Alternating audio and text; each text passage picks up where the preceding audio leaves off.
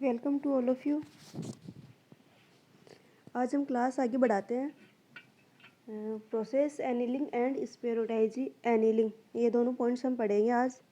First one we are discussing about process annealing. What is the process annealing? तो हमने कल या हमने लास्ट क्लास में पढ़ा था कि what is the full annealing. उसके अंदर मैंने आपको बताया था hypo eutectoid and hyper eutectoid, ठीक है। अगर उसके अंदर मैंने बताया था अगर हाइपो यूटेक्टोइड स्टील है तो उसको कहाँ तक हीटअप करेंगे, उसको करेंगे अपर लोअर क्रिटिकल टेम्परेचर से 50 to 60 डिग्री सेंटीग्रेड।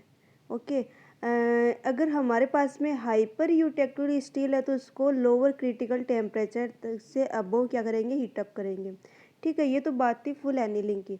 आज हम बात करते हैं process annealing. Process annealing is usually carried out to remove effects of cold working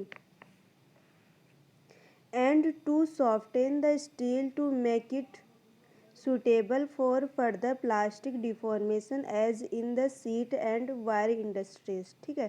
तो ये इसका जो पर्पज़ होता है, मेन पर्पज़ प्रोसेस एनीलिंग का, दैट मीन्स हम उसका यूज में ले सकते हैं। जैसे सीट मेटल हो गया, वायर इंडस्ट्रीज हो गया, तो उस केस में ले सकते हैं जब हम कोल्ड वर्किंग करते हैं, तो ठीक है।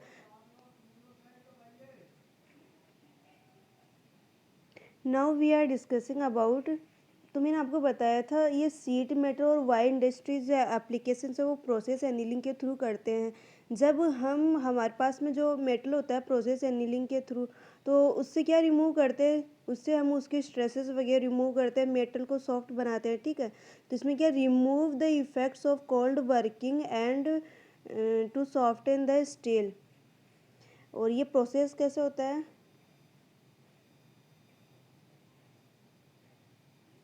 It is the recrystallization of cold worked steel by heat below critical temperature, ठीक है।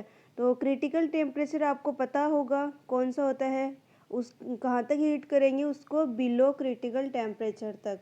तो ये रिक्रिस्टलाइजेशन का मीनिंग तो आप लोग समझते होंगे। अगर नहीं समझते तो लास्ट क्लास में जो नोट्स दिए हैं वहाँ से आप समझ सकते हो, ठीक है। The exact temperature depends upon the extent of cold working, grain size and composition and time held at heat, ठीक है। तो जो एग्जैक्ट टेम्परेचर, दैट मीन्स हमें कहाँ तक उसको हीटअप करना, वो क्यों कौन सी चीज़ पे डिपेंड करता है, वो उसकी कोल्ड वर्किंग कंडीशन पे डिपेंड करता है। ग्रेन साइज, जो ग्रेन की साइज है वो कितनी है, थिक है या फिर थिन है, कंपोजिशन कौन से लिए हमने और कितने टाइम तक हमने उसको होल्ड रखा है। तो ये सारे फैक्टर्स है वो डिपेंड करते हैं कि हमें जो एग्जैक्ट टेम्परेचर वो कहाँ तक हमें रखना है। Okay, this process is very useful in mild steel and low carbon steels, ठीक है। तो ये जो माइल्ड स्टील और लो कार्बन स्टील्स है उन केस में ये जो प्रोसेस है वो यूज में लिया जाता है। और ये प्रोसेस इन्हीं के लिए यूज में लिया जाता है कि हमें कहाँ तक, हमें जैसे यहाँ पर लिखा हुआ है कि हमें जो हीटअप करना है वो कहाँ तक हीटअप करना है, by heating below critical temperature. तो आप लोग यहाँ पर देख सकते हो ये डायग्राम है, ठीक है। तो हमने क्या किया, हीटअप किया, और ये जो है ये लाइन कौन सी है, क्रिटिकल टेम्परेचर लाइन, ठीक है। तो हम इसको हीटअप करेंगे क्रिटिकल टेम्परेचर लाइन तक, ठीक है। फिर उसके बाद में क्या करेंगे, उसको होल्ड रखेंगे। ये क्या है, होल्डिंग टाइम है। तो ये क्या था हमारा, ये था प्रोसेस एनीलिंग।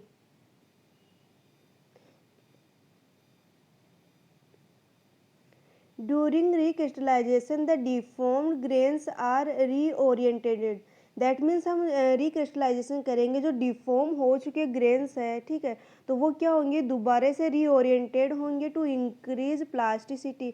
इस केस में क्या होगा, उनकी जो प्लास्टिसिटी है वो इंक्रीज होगी and remove internal stresses. Of course internal stresses भी रिमूव होगी जब हम दोबारा से उनको हीटअप कर रहे हैं एंड देन होल्ड रख रहे हैं, ठीक है। फिर उसके बाद में उसको कूलिंग कर रहे हैं इन ए फर्नेस, तो उस केस में क्या होता है, उनकी जो इंटरनल स्ट्रेसेस वगैरह वो रिमूव होंगे और उसकी जो प्लास्टिसिटी है प्लास्टिसिटी भी रिमूव होगी। प्लास्टिसिटी का मीन्स आप समझ सकते हैं, जैसे आप लोग जानते हो प्लास्टिसिटी एक्चुअली होता क्या है, इलास्टिसिटी, प्लास्टिसिटी, तो क्या होगी, प्लास्टिसिटी इंक्रीज होगी। अब नेक्स्ट प्रोसेस पे चलते हैं, spheroidise annealing. What is the spheroidise annealing? This is a form of annealing in which cementite in granular या फिर हम बोल सकते हैं globular form is produce in the structure of steel. ठीक है, तो स्पोरोडाइजिंग एनिलिंग के केस में क्या होता है कि इसमें जो सीमेंटाइट है जिसका स्ट्रक्चर ग्रैनुलर या फिर ग्लोबुलर है, ठीक है, तो वो प्रोड्यूस होता है। इसका जो सीमेंटाइट का वो स्ट्रक्चर है प्रोड्यूस होता है किसके, ऑफ स्टील का। ठीक है, this process cause like agglomerations of all carbides in the steel in the form of small globules और स्पेरोडाइजिंग। ठीक है, तो इस केस में क्या होगी, जो सभी कार्बाइड्स होंगे स्टील में, ठीक है, तो वो एक स्मॉल छोटे छोटे जो स्ट्रक्चर है, जो स्पेरोडाइज स्ट्रक्चर है, उसमें क्या हो जाएंगे, ये उसमें फॉर्म हो जाएंगे। ठीक है, नेक्स्ट हम बात करते हैं, this process is usually applied to high carbon steel. जो एप्लीकेशन है स्पेरोडाइज एनिलिंग का, ठीक है, तो वो किस केस में यूज में लेते हैं, हाई कार्बन स्टील्स के केस में यूज में लेते हैं।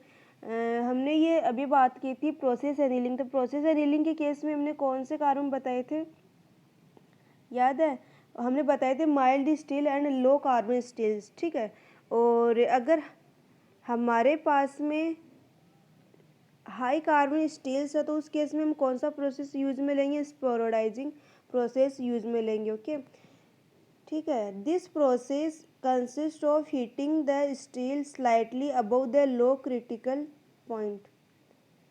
क्या कहा इसमें, the process consist of heating the steel slightly above the lower critical point. That means जो लोअर क्रिटिकल पॉइंट है उससे स्लाइटली अबोव का मीन्स बोल सकते हैं हम, जैसे 723 डिग्री सेंटीग्रेड क्या होता है, लोअर क्रिटिकल टेम्परेचर होता है। ठीक है, उसे स्लाइटली अबोव मीन्स उसमें प्लस कर देते 10 डिग्री या 40 डिग्री, तो 730 डिग्री से 770 डिग्री सेंटीग्रेड मान सकते हैं हम स्लाइटली, उसके अबोव तक हम क्या करेंगे, उसको हीटअप करेंगे होल्डिंग एट दिस टेम्परेचर। फिर देन हम क्या करेंगे, वहाँ पर हम रुकेंगे, उस टेम्परेचर पर हम रुकेंगे कुछ टाइम के लिए, holding at this temperature and then cooling slowly. फिर उसके नेक्स्ट बाद में क्या करेंगे, कूलिंग करेंगे to a temperature of 600 degree centigrade. तो कहाँ तक कूलिंग करेंगे, 600 डिग्री सेंटीग्रेड तक हम उसको कूलिंग करेंगे। The rate cooling in the furnace is from 25 to 30 degree centigrade पर हावर। दैट मीन्स 1 हावर में कितना कूलिंग होगा, rate 25 to 30 degree centigrade cooling होगा। ठीक है, दैट मीन्स हम कह सकते हैं कि जो फर्नेस में है, जो 1 हावर में 30 डिग्री सेंटीग्रेड कूलिंग हो गया, तो 2 हावर में कितना हो जाएगा, 60 डिग्री, यानी कि 1 हावर में ओनली 30 डिग्री ही कूलिंग होगा। Varieties of heat treatments can be used to produce a spheroidal structure, but all of them are relatively long and costly। ठीक है, हम ये प्रोसेस कंसिडर तो कर सकते हैं, लेकिन ये प्रोसेस होगा वो क्या होगा, लॉन्ग होगा। लॉन्ग मीन्स आपने अभी देखा होगा कि 1 हावर में सिर्फ 30 डिग्री ही से जो हो रहा है वो कूलिंग हो रहा है। ठीक है, तो अगर हमें कहाँ तक थे हम, 600 डिग्री सेंटीग्रेड पे थे, और 1 हावर में ओनली 30 डिग्री सेंटीग्रेड ही कूलिंग हो रहा है। तो आप लोग देखो यहाँ से 30 डिग्री और 600 तक 600 टोटल कूलिंग करना है, तो वो कैसे कूलिंग करेंगे,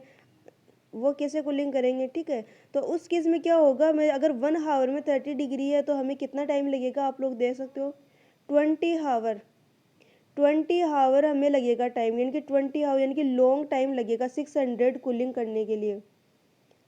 ठीक है, तो इसमें क्या लगेगा, टाइम भी ज़्यादा लगेगा और ये कॉस्टली भी होगा।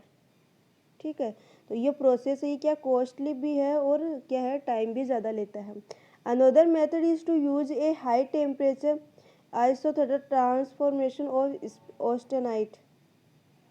इसको ऑस्टेनाइट का भी दूसरा मेथड कह सकते हैं हम। इसमें आप ये ग्राफ दे सकते हो, जब हम क्या करते हैं, सबसे पहले हम हीटिंग करेंगे, हाई कार्बन स्टील को हम हीटअप करेंगे। ठीक है, और कहाँ तक हीटअप करेंगे, lower critical temperature slightly above heating करेंगे। फिर यहाँ पर इसको कुछ टाइम के लिए होल्ड रखेंगे। ठीक है, कुछ टाइम के लिए होल्ड रखने के बाद में क्या करेंगे, इसको कूलिंग करेंगे 600 तक कूलिंग करेंगे, फिर उसके बाद में उसको नेक्स्ट कूलिंग होगा। तो ठीक है, कूलिंग होगा तो इस केस में क्या होगा, टाइम भी ज़्यादा लगेगा, ठीक है। तो ये ग्राफ देखो ऐसे जा रहा है, यहाँ पर टाइम वेरी कर रहा है, ओके। देन नेक्स्ट हम बात करते हैं डिफ्यूजन एनीलिंग। वैसे ये इंपॉर्टेंट नहीं है, फिर भी आप पढ़ सकते हो एक बार।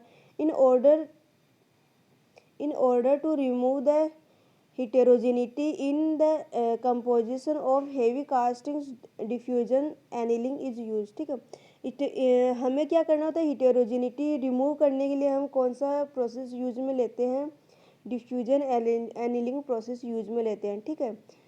This process homogeneous the austenite grain when heated to above the upper critical point या temperature, ठीक है। तो इस प्रोसेस में क्या होगा कि जब हम अपर क्रिटिकल टेम्परेचर है उससे अबव हीटअप करते हैं तो ऑस्टेनाइट ग्रेन है वो क्या होती है, होमोजीनियस होती है। This process is always followed by full annealing for fine-grained structure in the casting, ठीक है। तो हमने फुल एनीलिंग के केस में भी अप्रोक्सीमेट ऐसे पढ़ा था, तो ये प्रोसेस क्या होता है, एग्जैक्ट वैसा ही होता है। This process is always followed by full annealing for the fine grain structure in the casting.